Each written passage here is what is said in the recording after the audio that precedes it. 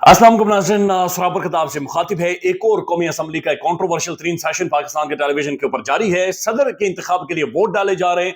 सदर आसिफ अली जरदारी साहब को ज़ाहिर प्रेसिडेंट बनाना है, ये डील का हिस्सा है, ये तयशुदा मामलात का हिस्सा है। लेकिन सबसे ज्यादा मुश्किल किसे पड़ी हुई है? सबसे ज्यादा मुश्किल इस वक्त इस्लामाबाद हाई कोर्ट के मुअज़्ज़ज़ चीफ जस्टिस आमिर फारूक साहब को पड़ी हुई है, जो इस सारे सेशन को प्रिजाइड कर रहे हैं और उनके सामने नारे लगाए जा रहे हैं कि इमरान खान जिंदाबाद, तेरा यार मेरा यार, कैदी नंबर 804 इमरान खान तो होगा। और बार बार उन्हें कहना पड़ता है मैं बाहर निकाल दूंगा, आवाजें बंद हो जाती हैं, आवाजें म्यूट हो जाती हैं, वो कहते हैं मैं एक्सपेल कर दूंगा, प्लीज खामोश हो जाएं, सब खामोश हो जाएं। लेकिन एक आवाज है जो उनके सामने थमने का नाम नहीं ले रही है, और वो सिर्फ एक ही आवाज है, तेरा यार मेरा यार इमरान खान, इमरान खान। आमिर फारूक साहब के सामने क्या हालात बने हुए हैं, कितनी ज्यादा उनके लिए उन्हें मुश्किल हो रही है, सिर्फ ये एक 50-52 सेकंड की वीडियो देख लें, आपको अंदाजा हो जाएगा। कीजिए प्लीज, इससे प्लीज ये ना कीजिए।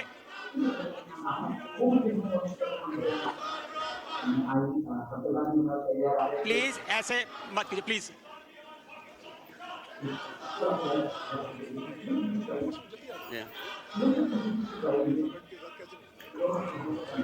वो सेनेट का काउंटर वो है, दूसरा वाला है, साथ वाला।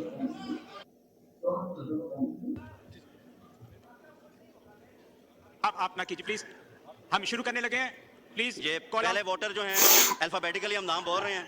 आमिर तलाल खान, प्लीज ना कीजिए, 178। Otherwise I will have to expel you. Please ना कीजिएगा।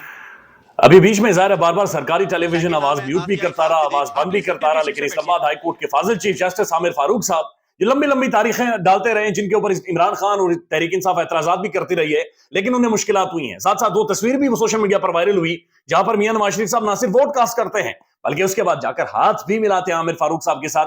तस्वीर भी साथ साथ देखें, बड़ी खूबसूरत तस्वीर है, बड़ा खूबसूरत एक नजारा है, और ये पाकिस्तान की तारीख में ज़ाहिर है ये सारे नजारे भी याद रखे जाएंगे। लेकिन उसके बाद जब senator own Abbas Bappi vote डालने आते हैं और वहां पर वो आमिर फारूक साहब के साथ खड़े होकर इमरान खान जिंदाबाद के नारे लगाते हैं, आवाज फिर गायब हो जाती है, आवाज फिर बंद हो जाती है। ये बराए मेहरबानी एक वीडियो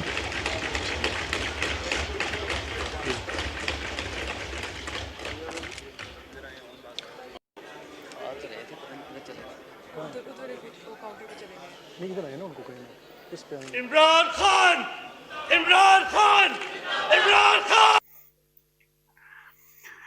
सेनेटर साहब की भी आवाज बंद हो जाती है, लेकिन आवाज बंद ना हो इसका जो ठेका है, यानी बुनियादी तौर पर अदालतों का और जजेस का काम क्या है? बुनियादी हुकूक को रिस्टोर करना। लेकिन हुकूक यहां पर ये रिस्टोर हो रहे हैं कि जनाब आपने आवाजें बंद करवा देनी है, आपने रुला डालना है, और आपने लोगों को कहना है कि हम आपको एक्सपेल कर देंगे। तो बुनियादी तौर पर यह डील का हिस्सा है जिसके जरिए जरदारी साहब को बनाया जा रहा है सदर। हुआ क्या है, आज सुबह जब सदारती इंतखाबात थे उससे पहले पुरतकल्लुफ अशाइया, पुरतकल्लुफ खाने, यानी इस वक्त इतने खाने खुले हुए हैं, जितनी पाकिस्तानी अवाम भूखी है उतने ही ज्यादा खाने खुले हुए हैं। प्रेसिडेंट के वजीर आजम बनने से पहले खाना, बनने के बाद फिर खाना, फिर बीच में खाना, रिपोर्टर्स के लिए, साफियों के लिए खाना। तो रोटी इस वक्त खुली रोटी है। आज जो हुआ है सदारती इंतखाबात हुकूमती इत्तेहादी अरकान के लिए पुरतकल्लुफ नाश्ता। हलीम था, इसमें चिकन बोटी थी, इसमें हलवा पूड़ी थी, इसमें निहारी था, इसमें चने, इसमें ऑमलेट, इसमें दही, इसमें नान, इसमें पराठे, इसमें चाय से तवाज़ो की गई। यानी ये तकरीबन 12 से 14 डिशें हैं जो मैं और आप 6 माह में कभी बुफे पर चले जाए अच्छे होटल में, वहां पर जाकर खाते हैं। इन सब के लिए खाने खुले हैं और सब ने जी भर के खाया है, और इतना खाया है कि इन्होंने डकार मार मार कर असेंबली के अंदर तबाही निकाली है, और ये खुलकर इन्होंने खाया है। ये पहले भी खाते हैं, बाद में भी खाते हैं, इंतखाबात के दौरान भी खाते हैं, और ये खाने का सिलसिला, यानी अब अवाम भूखी है लेकिन इनके खाने का सिलसिला अब खुल गया है। मसला क्या है इस खाने से, यानी खाएं, जी भर के खाएं, जितना खा सकते हैं खाएं। मसला ये है कि अगर ये तो नाश्ते इनके जाती खर्चे पर आए हुए हैं, अगर ये अपने जाती जेब से पैसे लगाकर ये नाश्ते खा रहे हैं, ये निहारी, बोटी, ये चने, ऑमलेट, दही, नान, पराठे, ये सब अगर अपनी मर्जी से खा रहे हैं तो खाएं। लेकिन ये अपनी मर्जी से अगर अपनी जेब से लगाकर नहीं खा रहे, और मेरे और आपका खून पसीने का पैसा हमें निचोड़ कर हमारे खून का पैसा ये खा रहे हैं, तो फिर ये शर्म का मुकाम है, फिर ये शर्मनाक है, ये इंतहा है जो कि की जा रही है, और ये सरेआम की जा रही है कि जनाब इन सब के मुंह के ऊपर देखेंगे तो खाना लगा हुआ है, और तरह तरह के खानों की खुशबुएं इनके पास से आती हैं, और प्रेसिडेंशियल इंतखाबात बाकायदा से पाकिस्तान के अंदर जारी है। लेकिन उससे पहले ये जो खाना है, ये खाने का सिलसिला बाकायदा से इस वक्त जारी है। अरशद भट्टी साहब एक ट्वीट करते हैं और ये लिखते हैं, पेशावर हाईकोर्ट के हुक्म अदूली। पेशावर हाईकोर्ट ने यह कहा कि जनाब मखसूस नशिस्तों के ऊपर जब तक हम फैसला जारी नहीं करते आप ये नहीं करवा सकते। آپ مخصوص نشستوں پر خواتین یا پھر مائنورٹیز کے ووٹ کو کاسٹ نہیں کر سکتے، لیکن یہ جناب سرعام کر چکے ہیں۔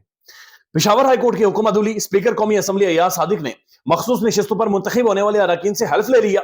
تحریک انصاف کے اراکین کا احتجاج، عامر ڈوگر نے کہا اسپیکر صاحب کچھ شرم تو ہونی چاہیے، یہ توہین عدالت ہے، یہ چوری، اوپر سے سینہ زوری، یہ شرمناک ہے، ظاہر شرمناک ہے، اور یہ شرمناک طریقے سے جاری ہے، اور یہ ساری فیسلٹیز باقاعدہ سے دی جا رہی ہیں اور فیسلیٹیٹ کیا جا رہا ہے۔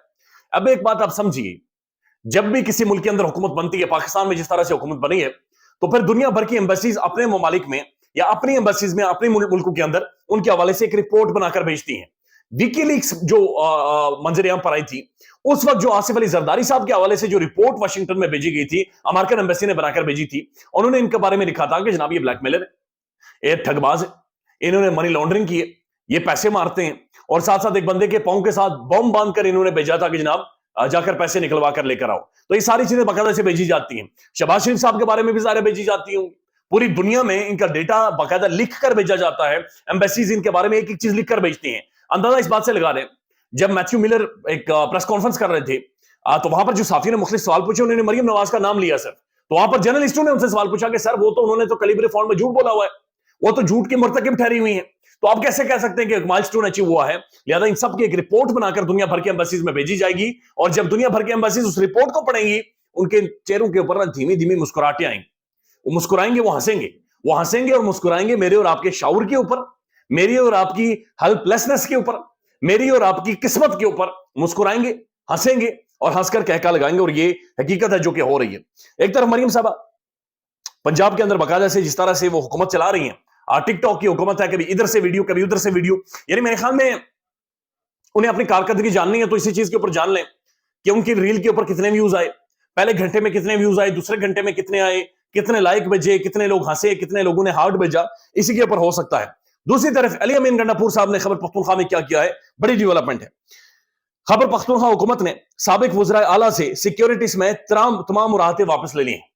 سابق وزرائے اعلیٰ سے، محمود خان سے، جناب اس کے بعد پرویز خٹک سے، یا جو بھی باقی وزراء تھے، ان سب سے سیکیورٹی سمیت تمام راحتیں واپس لے لی ہیں، اور انہیں کہہ دیا گیا کہ جناب یہ کسی کی بادشاہت نہیں ہے، اگر آپ نے بادشاہت سے زندگی گزارنی ہے تو آپ نے پیسوں پر کریں، یہ بادشاہ نظام نہیں ہے۔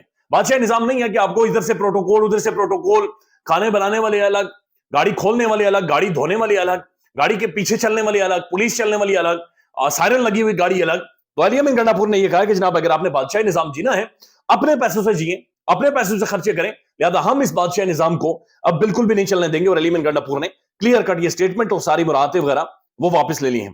تو یہ کچھ ہو رہا ہے اس وقت جو کہ خیبر پختونخوا میں علی امین گنڈاپور کر رہے ہیں۔ لیکن دوسری طرف پنجاب میں کیا ہو رہا ہے؟ پنجاب میں شاندانہ گلزار صاحبہ کو federal investigative agency cyber crime reporting centre یعنی کہ جو FIA ہیں، انہوں نے طلب کر لیا ہے، اور ان کے اوپر کہا کیا جا رہا ہے کہ جناب ایلیگیشنز کیا ہیں؟ highly intimidating campaign against the state functionaries and creating violence in public and society through information system۔ کہ ان کے اوپر الزامات یہ ہیں، یہ سلمان درانی صاحب نے ٹویٹ کیا ہے، مگر یہاں تو ریاست مخالف کیمپین لکھا ہوا ہے، مریم نواز کی شان میں گستاخی۔ ان کی ایک ویڈیو منظر عام پر آئی، اور اس ویڈیو میں انہوں نے کچھ ایلیگیشنز مبینہ طور پر مریم صاحبہ کے اوپر لگائے ہیں، اور یہ معاملہ ضلع شاہ کے حوالے سے ہے۔ ایک رپورٹر جب ان سے سوال پوچھتا ہے تو یہ اس رپورٹر کو یہ کہتی ہیں کہ ضلع شاہ کے حوالے سے، جو کہ جو نوجوان مارا گیا تھا، ایک ملنگ نوجوان تھا، کہ ضلع شاہ کے حوالے سے مریم صاحبہ کی مبینہ ایک آڈیو موجود ہے، اور اس آڈیو میں وہ یہ کہہ رہی ہیں کہ ضلع شاہ کے اوپر اس طرح سے گاڑی چلائیں اور اس طرح کی گاڑی چلائیں۔ اب یہ بڑے سنگین ایلیگیشنز ہیں، نو ڈاؤٹ ان کی چھان بین ہونی چاہیے، نو ڈاؤٹ وہ کوسچنیبل ہونے چاہیے اور ان سے پوچھنا چاہیے۔ اور شاندانہ گلزار صاحبہ موسٹ ریپیوٹڈ ایک پڑھی لکھی پولیٹیشینز ہیں، پاکستان کے چند ایک لوگ ہیں جو اتنے زیادہ ہائیلی کوالیفائڈ ہے، ایک ڈگنیفائڈ پرسنالٹی ہیں، یقینی طور پر وہ جواب دیں گی، اور وہ اس طرح کی کوئی بھی بات نہیں کرتی جس کے اندر سبسٹانس نہ ہو۔ لیکن ان کی اسٹیٹمنٹ کو ریاست مخالف بیانیہ کہا جا رہا ہے، یعنی مریم صاحبہ کے حوالے سے اگر کوئی اسٹیٹمنٹ دے دے گا تو وہ ریاست مخالف ہو جائے گا، اور انہیں ادارے بلانا شروع کر دیں گے۔ وہ ایک پولیٹیشین ہے، وہ ایک MNA ہے، اور ایک پرومیننٹ پرسنالٹی ہیں، لیکن اگر انہیں بھی مریم صاحبہ کی گستاخی کے اوپر اس طرح کے نوٹسز اور کہا جا رہا ہے کہ ہم نے ریاست مخالف کو بات کر دی ہے، اب خود ہی اندازہ لگا لیں کہ پاکستان کے اندر باقی کس طرف جائیں گے۔ تو مریم صاحبہ کے اوپر بات کرنا اب جرم، ایک ایسا جرم کہ جو آپ کو بھگتنا پڑے گا۔ ساتھ ساتھ ایک اچھی خبر یہ کہ عمران ریاض خان صاحب کی ضمانت ہوگی۔ عمران ریاض خان ایک دفعہ پھر باہر آ گیا، ایک بڑی آواز ہے، اور ظاہر اس آواز کو صرف دبانے کی، روکنے کی، سپریس کرنے کی کوشش کی جا رہی ہے، لیکن آوازیں نہیں دبتی۔ آوازیں جب دبتی ہیں تو شور ہوتا ہے، اور شور پھر اتنا بھیانک ہوتا ہے کہ قانون کے پردے پھٹتے ہیں۔ خیال رکھیے گا اپنا. اللہ حافظ.